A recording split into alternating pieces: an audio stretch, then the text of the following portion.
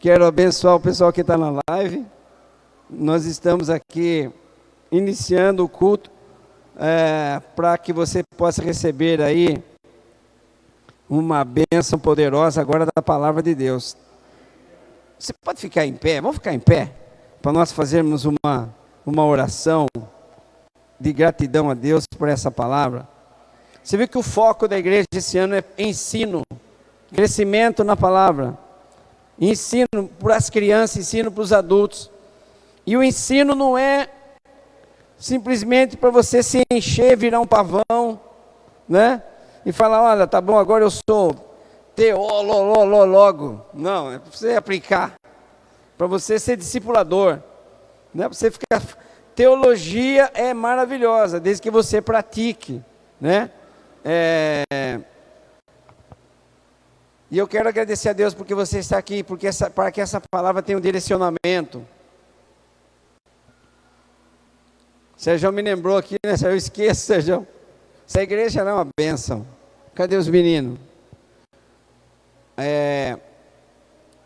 Nós temos um momento, que é o momento que você entra na igreja, você sai, você está aqui, para você praticar generosidade. Então está aqui a nossa caixinha. Pratique a generosidade e a gratidão a Deus. Faça segundo Paulo, segundo o que Deus colocou no seu coração. O valor da oferta não está no seu cartão, não está no banco, não está no bolso, não está na carteira. O valor da oferta está no coração, né? Não o valor monetário, mas o quanto você coloca de gratidão e generosidade nela. E esse é o nosso ensino. Nós não apelamos para que você se sensibilize. Você já é um filho de Deus, já tem consciência de tudo aquilo que Deus tem colocado no seu coração. Então, eu quero orar também para aqueles que ofertarem, para abençoar a obra de Deus. Atrás das cadeiras aí tem o nosso Pix, né? Agora a moda é Pix, para que nós possamos também abençoar.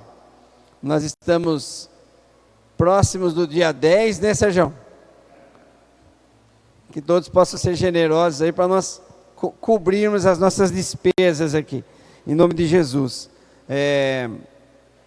Então você que ofertou e teve essa oportunidade, e também para nós iniciarmos a palavra, quero orar. Senhor, nós agradecemos por essa oportunidade de podermos demonstrar que tudo aquilo que o Senhor tem colocado em nossas vidas pertence a Ti. O Senhor é Criador de todas as coisas. Como disse Davi, quando ele levanta uma oferta alçada para construir o templo, ele diz, Senhor, da Tua mão te damos.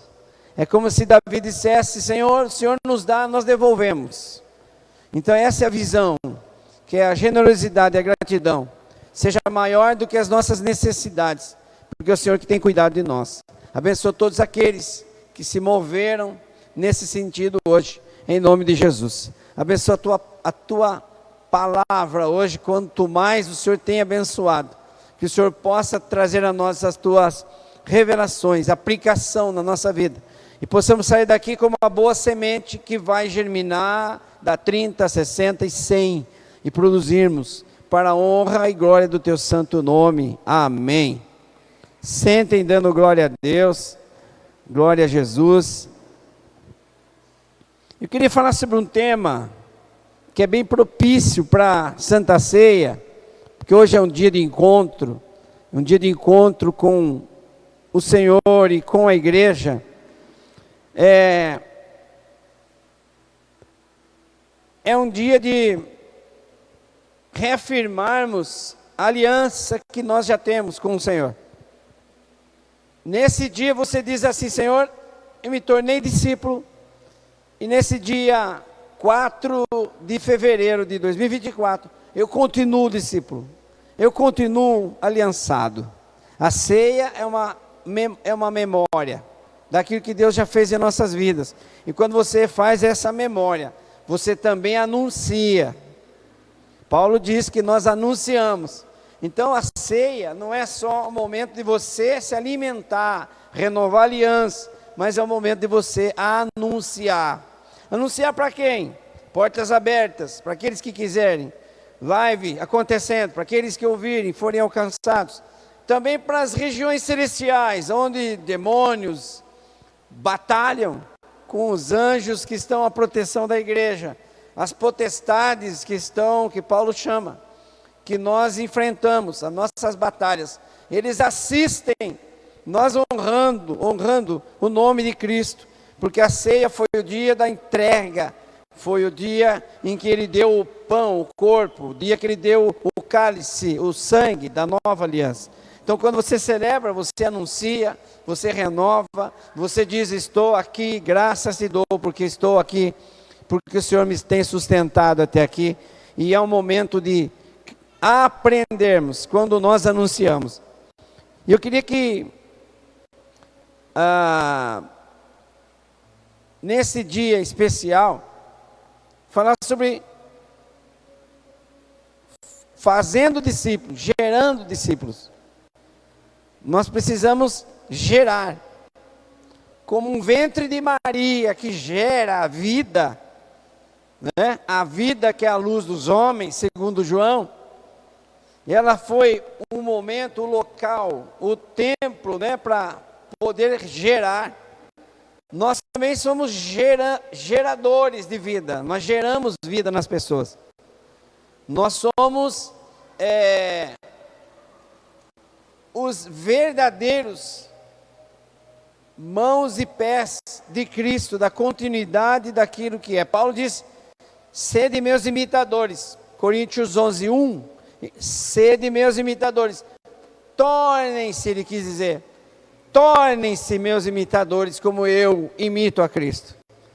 Então, imitar é nos tornarmos, é um verbo permanente, ele não é transitivo, ele é permanente, ele é aplicável o tempo todo. Como Jesus disse: fazei, é permanente, é durante a tua caminhada. Então, nada melhor do que nós lembrarmos hoje que nós somos pessoas a sermos imitados e a nos tornarmos como Paulo, um grande discipulador, e sermos imitados por alguém que nós estamos também discipulando.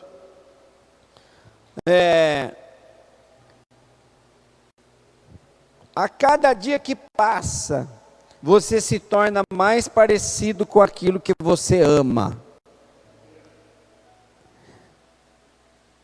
A unção que você honra, respeita, é aquilo que você atrai. Você atrai a unção. Você atrai aquilo que podemos citar que Eliseu fez em relação a Elias. O que você quer? Eu quero o dobro da tua unção, o dobro do teu espírito, daquilo que Deus colocou na sua vida. Se você estiver comigo quando eu for tomado, dura coisa pediste. Então ele segue Elias em todos os momentos, para não perder a unção. O que era a unção? Para ele ver aquilo que Deus fazia na vida de Elias. E quando Elias é tomado, ele volta pelo mesmo caminho com a capa, que representava a unção, o manto, a escolha, e ele volta fazendo as mesmas coisas, e afinal ele faz 14 milagres, Elias faz 7, comprovadamente. Depois de morto, Eliseu ainda ressuscita uma pessoa, os ossos dele, um soldado cai na sepultura dele e ressuscita. Há aí uma comprovação de que a Bíblia diz que ele deitava a água nas mãos de Elias, ele lavava as mãos de Elias, ele servia Elias. Então a unção é algo a se transmitir, a unção se transmite. Eu creio na transmissão dessa unção, principalmente pelo discipulado. Por isso que você atrai aquilo e você se torna parecido com aquilo que você ama. Quando nós somos criancinhas, nós queremos ser parecido com o pai. Eu torço para o Palmeiras, o glorioso Palmeiras, porque meu pai me levava no campo, né, com a camisa do Palmeiras. Aliás, quando eu aceitei a Jesus, em 1970 e pouco, eu fui com a camisa do Palmeiras no Wallace. Quem quer aceitar Jesus aqui? Eu subi com a camisa do Palmeiras, parecia um periquito no meio do povo ali. E aí minhas filhas não seguiram a mãe, que é corintiana, e todos são palmeirenses. Você vê como que a minha influência é forte, né? Se não for, apanha, então a coisa é meio por aí. Não estou brincando. Mas nós seguimos, nós atraímos aquilo que nós amamos. Uma profissão, né? Um trabalho, uma vida. Eu quero seguir uma vida de fé, porque eu tenho meu pastor, eu tenho meu líder, eu tenho meu pai, minha mãe, minha família, que são meus, e aquilo que eu imito. E imitar no grego é meio que mímica, mimetismo. É como se eu fizesse um gesto e você também fizesse. É nesse sentido. É todos os passos e todos os gestos. É você se tornar igual. Quando alguém olhar para você e falar, você é parecido com fulano. Porque o discípulo não é aquele que faz algo pelo mestre, mas quem se parece com ele. Jesus falou assim, saberão que são meus discípulos se vocês amarem uns aos outros, porque eu amei. Então nós somos parecidos com aquilo que nós amamos. Então, amar as pessoas é nos tornar parecido com Jesus. Essa é a marca de Jesus. Vós não sereis discípulos se vocês vestirem uma determinada indumentária, uma determinada roupa, se vocês caminharem com a Bíblia, ou vocês fizerem algo com um símbolo marcado que você é um cristão. Não, vocês serão pelos seus gestos, pela sua forma de vida. As pessoas te identificarão de onde você é. Você é de tal lugar, do jeito que você fala, as pessoas falam de onde você é. Você começa a falar porta, porteira, etc. Fala, você é de Piracicaba, né? Olha lá, os piracicabanos, o que é isso? Não, os campineiros falam pior que nós. Então, aliás, uma professora de história, esqueci o nome dela agora, estava numa palestra como ela fala que essa região paulista foi habitada por uma tribo, que eram os chamados os caipiras, né? Veio desse nome, caipira, né? E essa forma de falar era uma característica dessa tribo na região paulista. Então há uma influência paulista de nós falarmos desse jeito. Assim como o carioca fala, né? Aí peixe, né? Tem os seus gestos, os nordestinos. Tem nordestino aqui, não tem? Tem, né? Tem nordestino aqui, ó. Glória a Deus. Então deixa eu parar de falar coisas assim, mas você se torna parecido com aquilo que você atrai. Aleluia. Essa é só uma introdução. O discípulo deve ser como o ventre de Maria, dar a luz a Cristo. Uau! O discípulo deve ser como o ventre de Maria, dar a luz a Cristo. Você está gerando, se tornando parecido como Ele, e ao mesmo tempo as pessoas ouvem você falar, agir, fazer. O Benção corta o nosso cabelo cantando louvor, né? Ô glória! Sai até umas rajadas de língua, né, Benção? Aí eu falo, isso aqui é um ambiente, né, de cortar cabelo. Eu falo, nossa, aqui é um ambiente da presença de Deus, não é isso? Porque você está gerando o Cristo, não tem jeito. Você está grávido, você está com a barriga, acabou, você está gerando. Então, vai dar luz a Jesus. Aleluia. Discípulo deve ser como mestre, como Maria. O Mahatma Gandhi dizia assim, né, que é o grande líder ali dos indianos. Ele dizia assim que ele gostava de Cristo, não dos cristãos. Então não tem como negar Cristo, né? Não tem como você não se tornar parecido com Cristo e as pessoas não gostarem de você. Eu queria que você olhasse para isso agora. O quanto você está se tornando parecido com Jesus. Você poderia dizer que você é um gerador de discípulo de Cristo, quando você diz como Paulo, eu não sou mais eu quem vivo, é Cristo que vive em mim. É uma mãe gerando uma outra vida, é essa vida que está em mim que eu estou gerando. Eu me torno essa vida. Eu me torno essa pessoa que estou gerando. Então essa pessoa que vai ser gerada por você, ela vai ser semelhante a você. Então no ano do sobrenatural, nós também nos tornaremos geradores de discípulo. Por isso Jesus disse em Mateus 28:19, ide e faça discípulos de todas as nações, batizando-as em nome do Pai, do Filho e do Espírito Santo. A ordem é você fazer alguma coisa, e não é fácil fazer. Jesus nos deu uma ordem, Jesus nos deu essa ordem, e uma instituição, mas muito mais do que isso, Ele nos deu pessoas. Ele nos deu pessoas. Por isso que evangelho se traduz em relacionamento com Cristo e com as pessoas. Evangelho não é evangelho se você só ficar olhando para cima. Evangelho é Cristo amando o mundo, no horizontal e no vertical. Nós temos que ter esse compromisso. Nada melhor do que ver hoje um símbolo da ceia, da entrega pela humanidade. Cristo morreu pelos pecados da humanidade antes dele, pelo pecado da humanidade no tempo dele e pelo pecado da humanidade depois dele. Porque Deus amou o mundo de uma forma geral. Ele morreu por todos. Então Ele nos deu pessoas. Ele não deu só uma instituição. Olha, isso aqui é um mandamento. Não é só uma capacidade, uma funcionalidade. Ele nos deu a ordem de gerar pessoas. Ele nos deu pessoas para nós cuidarmos. Então, discipulado é geração de pessoas, discipulação de pessoas, gerando novas pessoas para Cristo. Não é um sistema, é algo que você faz e você gera para que aquela pessoa venha para Jesus. Se nós fizermos um propósito de durante o ano de 2024 gerar um discípulo, e todos nós fizermos isso, de 20 nós seremos 40 no final do ano. Veja o quanto nós estamos devendo. Gerar discípulo não é só você ir na esquina e pregar o evangelho.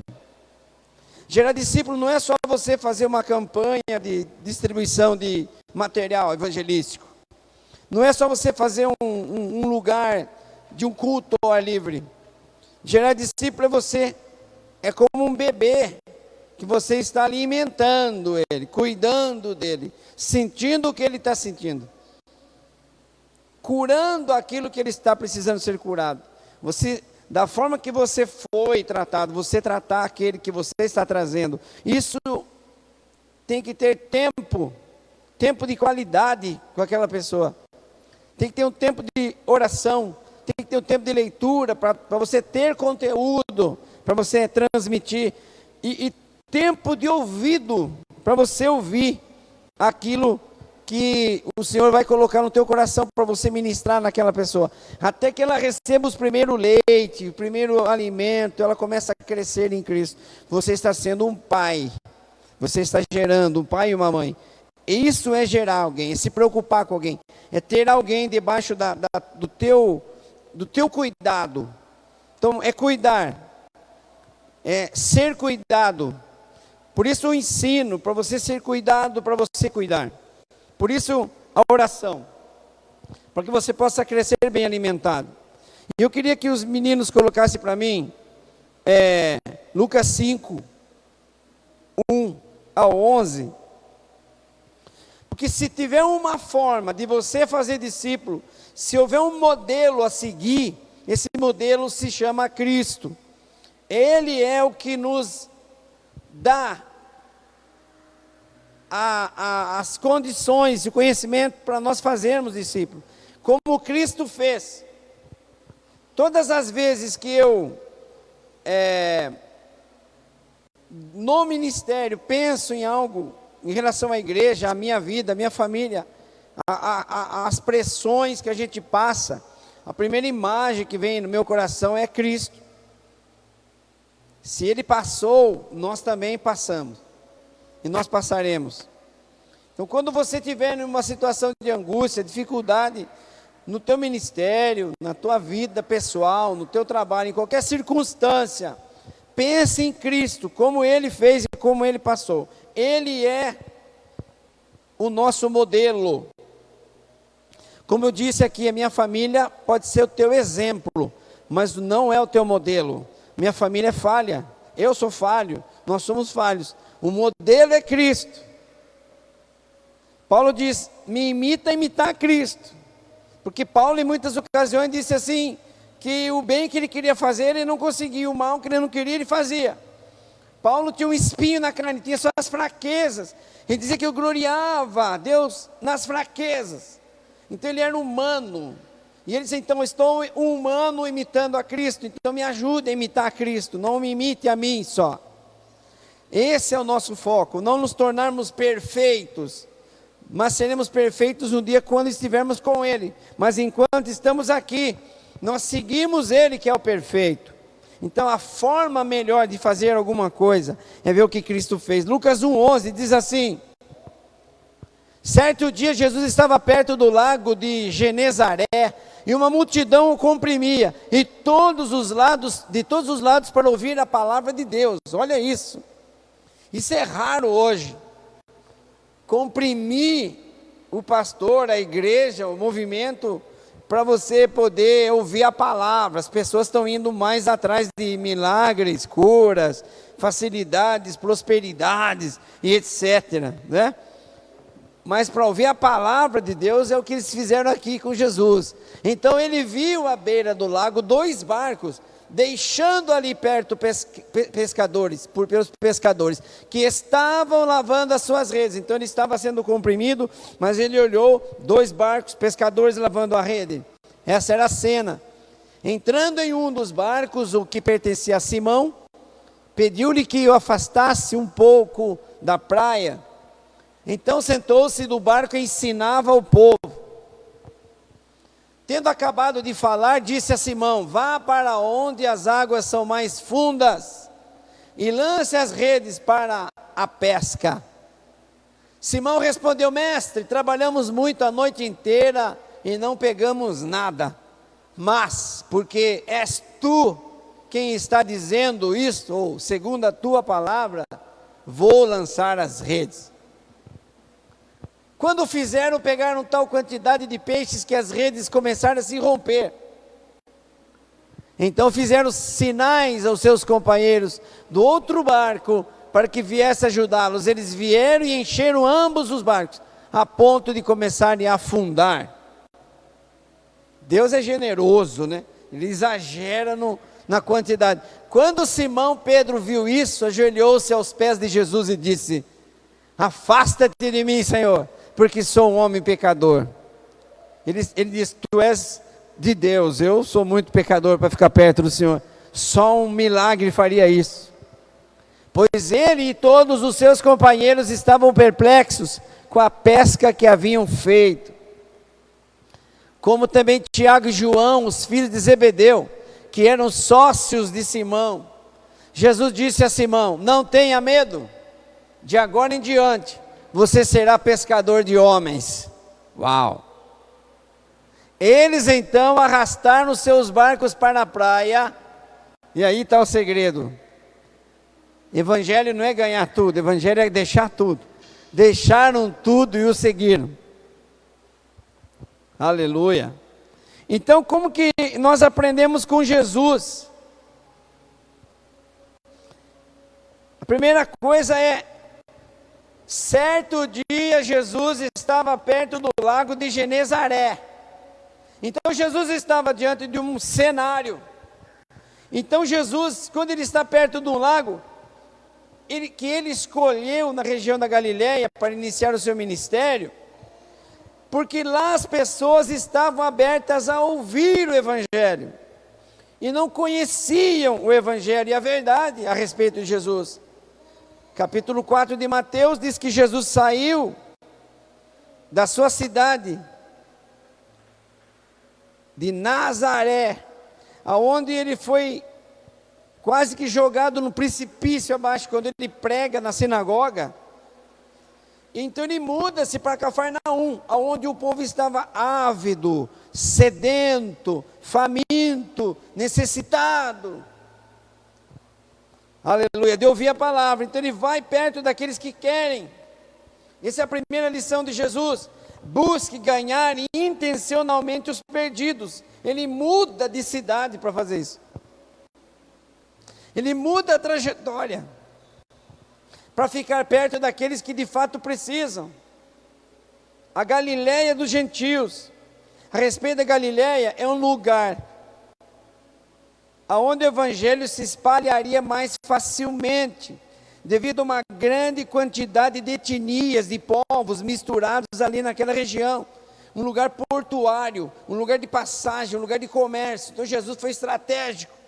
Primeira coisa que nós aprendemos com Jesus, para fazermos discípulos, é busque ganhar, eu uso sempre essa palavra, intencionalidade, intencionalmente os perdidos. Os peixes não vão vir na sua rede. Você tem que ir ao mar alto. Você tem que buscar estratégia. Você tem que se posicionar. Jesus mudou de cidade. Jesus viu a oportunidade numa região em que tinha pessoas sedentas, necessitadas, perdidas. Isaías no capítulo 9, Mateus no capítulo 4, faz o confronto da profecia com o acontecimento. Ele diz assim: região de Naftali, região de Cafarnaum, aonde ele foi, nas regiões da sombra da morte, como disse Isaías no capítulo 9, porque ele disse assim: o povo que estava sentado em trevas, viu uma grande luz, e o povo que estava na região da sombra da morte, a luz raiou. Isaías fala isso. Mateus confronta e diz assim: para que se cumprisse o que Isaías falou, ele mudou para Cafarnaum. Então ele mudou para onde o povo estava morrendo na cegueira espiritual e na morte espiritual. Jesus foi estratégico. Busque estar intencionalmente perto dos perdidos. Igreja não é aquele que se afastam das pessoas. Igreja é aquela que vai.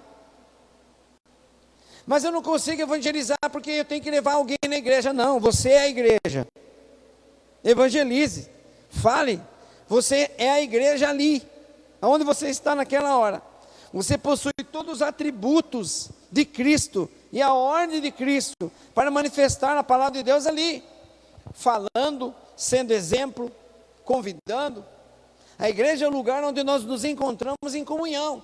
Mas a igreja, a eclésia, que é aquela que sai para fora, é aquela que se movimenta no meio da multidão. Tem muitas pessoas, para ser cristão, se isolando dos perdidos. Então a primeira lição é: seja intencional, procure aqueles que precisam. A igreja perdeu a ideia de localidade só. As redes sociais, a pandemia, nos deu uma visão de nações. A maior igreja americana é uma igreja virtual. Não é que ela não existe. Ela trabalha com o virtual, ela trabalha com as redes, ela trabalha com a membresia, milhares de pessoas numa rede de conexão virtual. Por quê?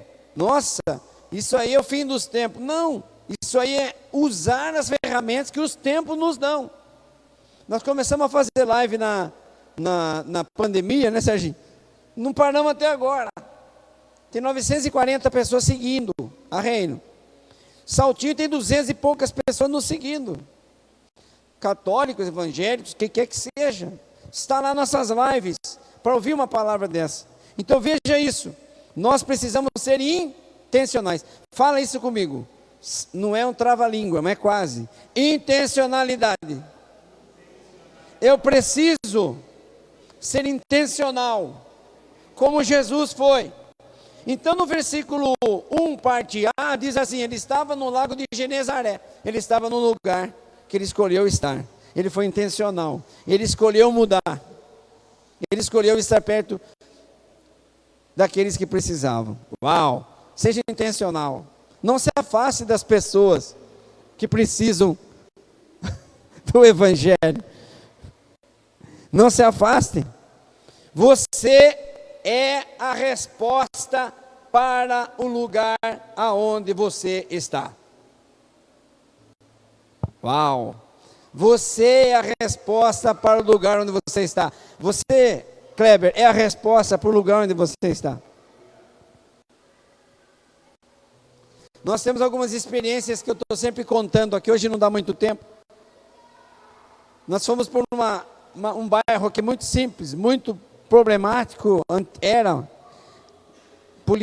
polícia tinha que fazer uma base lá de tanta violência que tinha, tráfico, centro de voodoo, tudo que você pensa. Tinha gente sendo esfaqueado toda semana, bebedeira. Nós colocamos um local de adoração ali, fez assim, ó, acabou. Oração, evangelho, palavra. O traficante do lugar apresentou a filha dele na igreja. 1 ano de trabalho, a partir das crianças. Aleluia. Foi trabalhoso? Foi. Fechou o boteco que era boca de fumo, tudo. A casa do voodoo, não tem mais voodoo nenhum, voou. Por nós, por ele. Eu sou a luz do mundo, quem me segue não andará em trevas, mas será a luz da vida, terá a luz da vida. Então ele chamou você e eu de luz, ele chamou eu e você de sal. E se o sal for insípido, se não tiver sabor, ele será pisado pelos homens. Então você fala assim, eu sou a resposta. Fale, eu sou a resposta de oração para o lugar onde eu estou. Aleluia. Olha isso. Missões. Ser um missionário, ter uma missão, ter uma comissão. O que é uma comissão? Eu tenho uma missão, você tem igual a minha, então nós somos cooperadores, comissionados. Jesus nos comissionou. Então, ter uma missão é o único propósito que não podemos realizar no céu. Só aqui. Aleluia. E onde estão os discípulos de Cristo nessa cidade? Essa é uma pergunta. Aonde estão os discípulos de Cristo nessa cidade? Talvez eles estejam, olha isso. Aonde estão os discípulos de Cristo nessa cidade? A pergunta não é na igreja. Se nós somos geradores de discípulos, aonde eles estão? Talvez nos botecos da vida, na rua, drogados. Nós precisamos informá-los que este é o lugar que eles encontram a verdadeira identidade de Jesus aqui, na presença de Deus. Alguém precisa acolher esses discípulos. Aleluia. Alguém precisa fazer essa colheita. Quando o discipulado nosso afasta das missões de ir atrás de quem precisa, não produz discípulos, produz orgulho, soberba. Ficamos todos aqui, um cotovelando o outro, e não vamos atrás do avanço do reino de Deus. Aleluia. O foco é Cristo.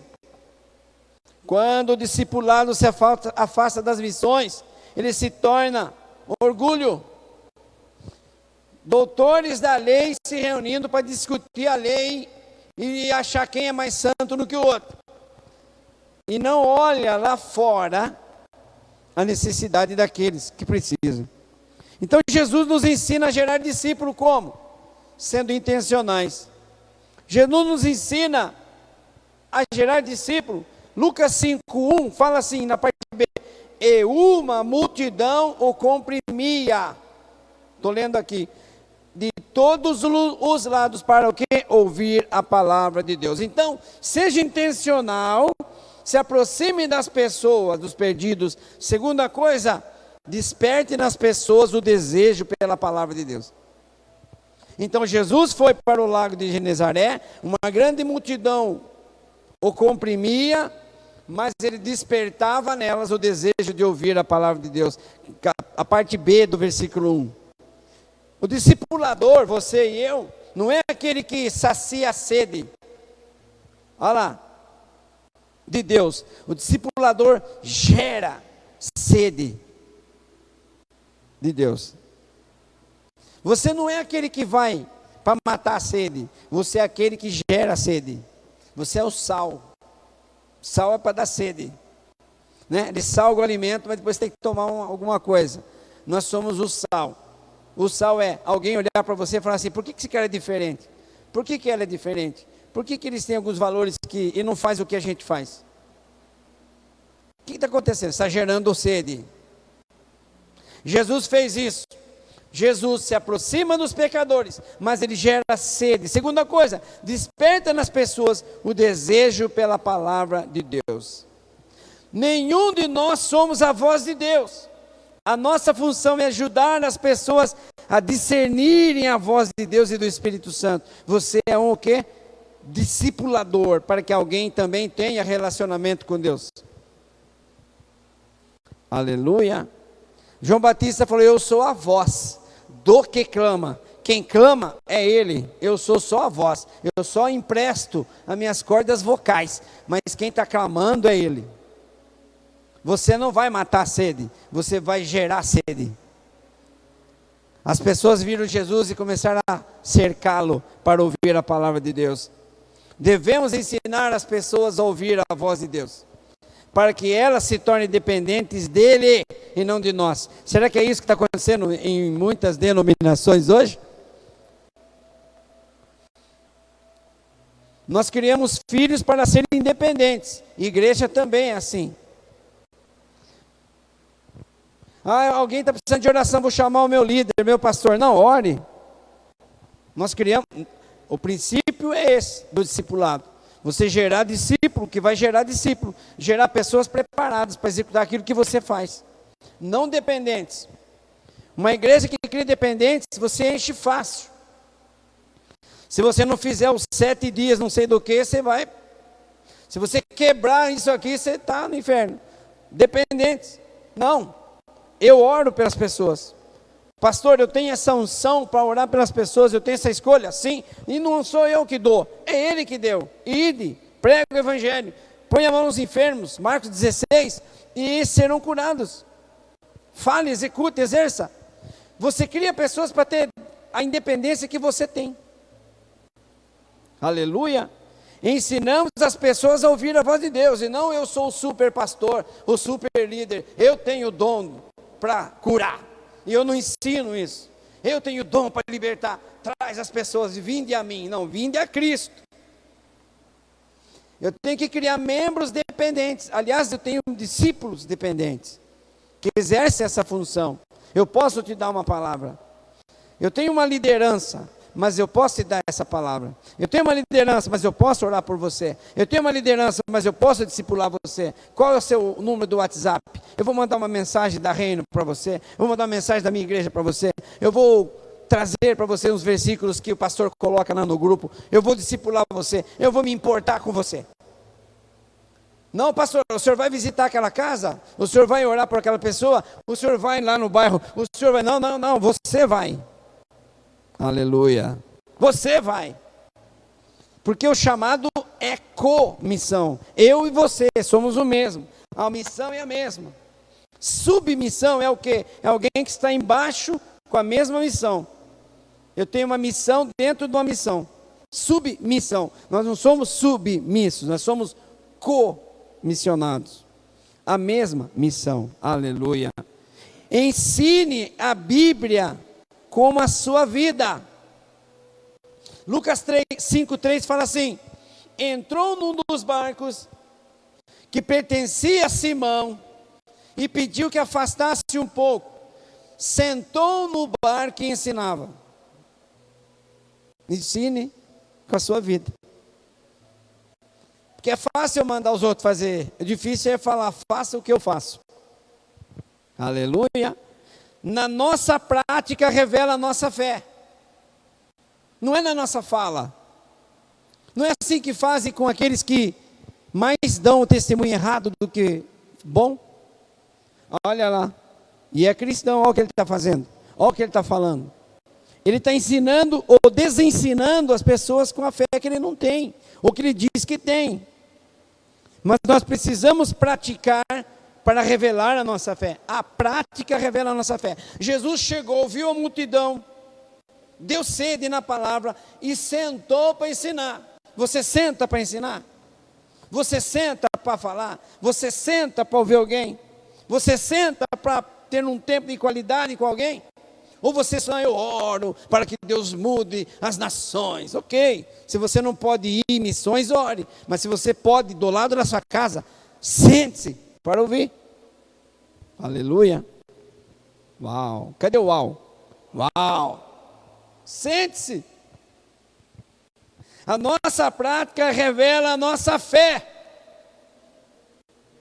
Ensine com as perspectivas de filhos de Deus. Converse sobre, olha isso, Deuteronômio 8:7.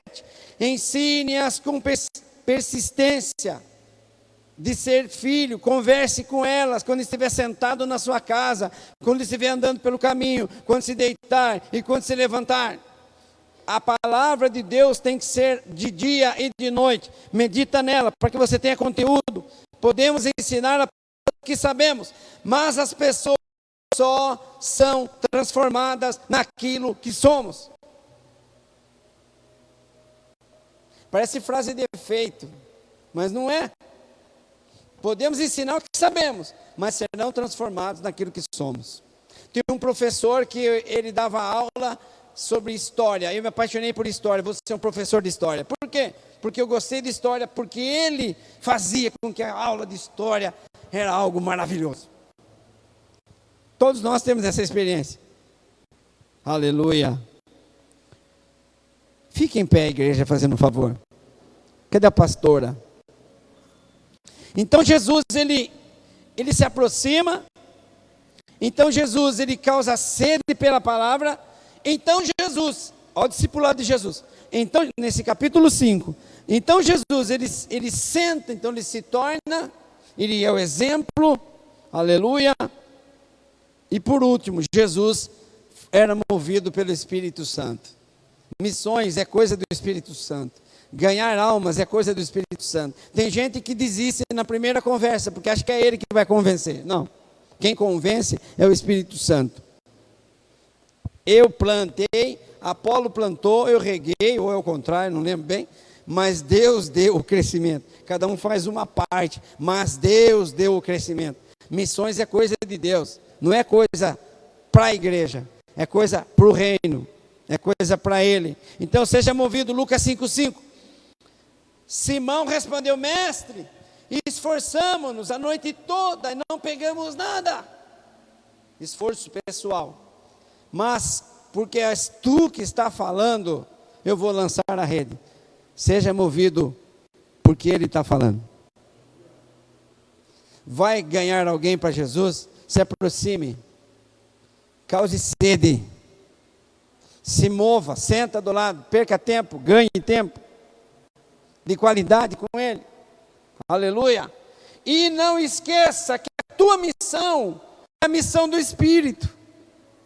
É Ele que vai convencer. Mestre, eu me esforcei, não consegui nada, mas se o Senhor está falando, aleluia. Depois de uma noite frustrante, Pedro e os outros pescadores foram desafiados a fazer o que eles sabiam há anos, mas do jeito de Jesus. Aleluia.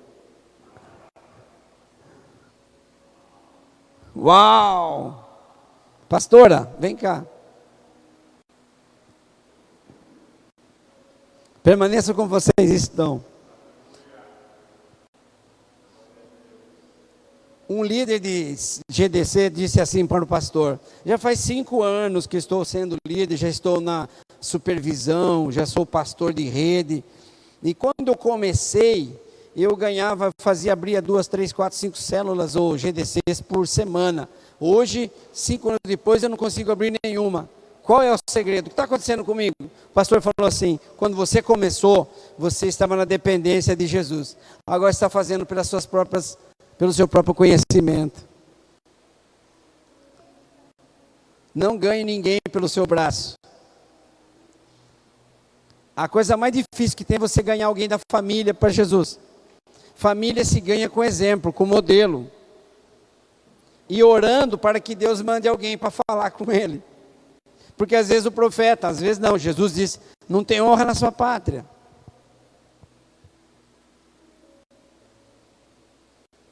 E as pessoas olham para você e falam, esse aí é o cara ali que mora não sei da onde, isso aí é o... Está fazendo igreja lá por causa de política, né? Isso que o povo fala, né? Ah, isso aí é o cara lá, isso aí é o cara que corta cabelo lá, né? Não é assim? Seu benção. Na sua terra. Aí Jesus vai para outra terra estrategicamente e as pessoas o recebem. Comprimia ele. Aleluia. Seja intencional. Faz assim com o dedinho. Seja intencional. Cause sede nas pessoas pela palavra de Deus. Atrai as pessoas a ouvir a palavra. Sente-se com ela. Seja movido pelo Espírito. Sobre a tua palavra eu lançarei a rede. Não tem como você lançar rede, discipulador, se você não ora, não jejua, não lê a palavra. Se você não tem um tempo de qualidade com Deus. Vai ser na força e na violência. E a Bíblia diz que não é pelo Espírito. Conversão é pelo Espírito. É obra do Espírito. Aleluia. Feche seus olhos, eu quero orar. E celebrar a ceia. Cadê a minha Bíblia aqui?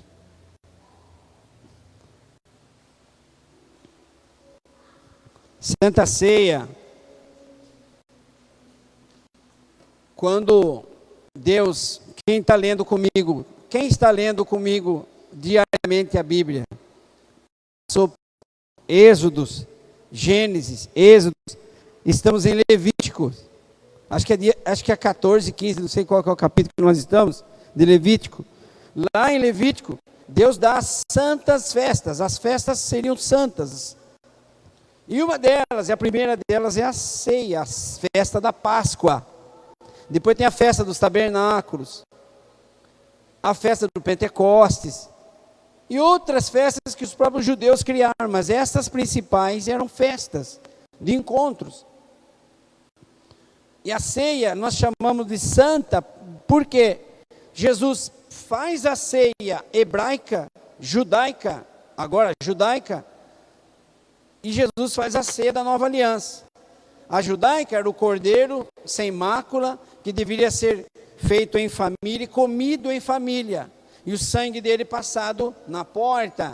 A última manifestação de Deus, ou a última praga no Egito, o sangue nos umbrais. O sangue de quem? Do cordeiro. Para que o anjo da morte, quando viesse, visse o sangue, passasse por cima. Por isso se chama Pachá, Páscoa. Passando por cima, os filhos dos hebreus não morreram, os mais velhos. Mas aonde não tinha o sangue do cordeiro, morreram os filhos mais velhos, até dos animais do Egito. No outro dia, os hebreus juntaram as coisas e saíram. O faraó liberou. E levaram todo o ouro que eles podiam tirar. Atravessaram o mar Vermelho e fizeram uma adoração a Deus no deserto. Lá Deus dá as leis e Moisés faz uma aliança com o povo, com o sangue do cordeiro. Jesus fala assim, agora essa aqui acabou, não precisa mais matar o cordeiro, não precisa mais passar sangue na porta, não precisa mais fazer oferta lá no altar. Agora, aliás, daqui um dia eu serei o cordeiro, daqui um dia esse sangue, aleluia, da nova e eterna aliança, colocado no seu coração e na sua vida, te dará vida na eternidade. A nossa Páscoa é Cristo, como disse Paulo. Cristo, a nossa Páscoa, morreu por nós, quando nós ainda éramos pecadores. Então nós celebramos como cristãos esse santo ensino de Jesus, que Paulo diz, faça isso todas as vezes que vocês reunirem. Aleluia. Então é isso que nós estamos celebrando, o dia da nova aliança. Eu queria orar com você e dizer que esse encontro é um encontro de filhos na mesa do Pai. Nós às vezes disciplinamos os filhos. É bem diferente do tempo que eu era disciplinado. Né, Érica? A Érica morou perto, né? Tinha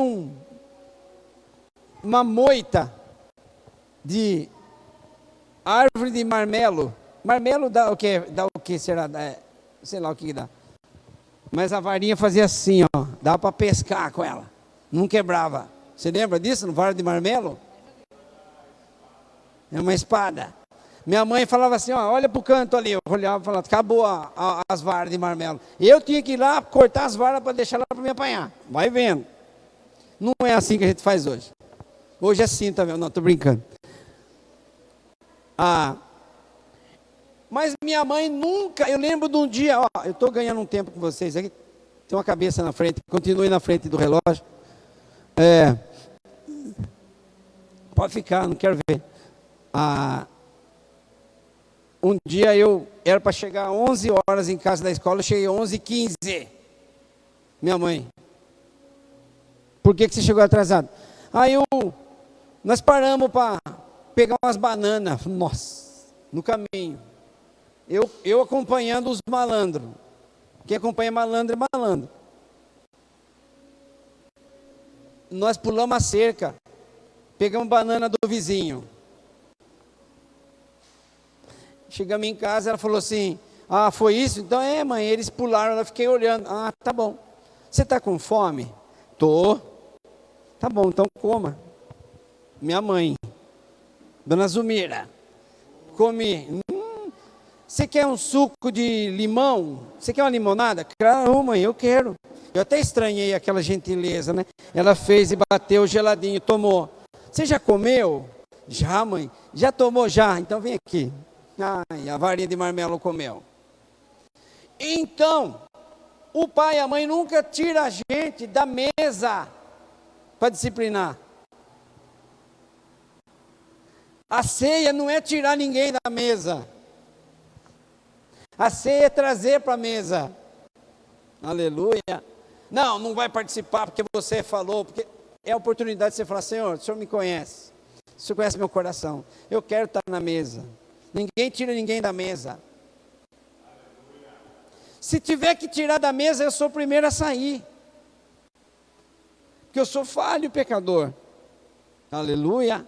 Mas se Deus esqueceu do meu pecado, por que eu vou ficar lembrando Deus? Tem gente falando, Deus me perdoa, me perdoa. Eu esqueci, perdoa do quê? Foi um acidente, você errou, nós somos falhos. Então diga a Ele hoje, você, todos que estão aqui, Senhor, eu sou falho, o Senhor me conhece.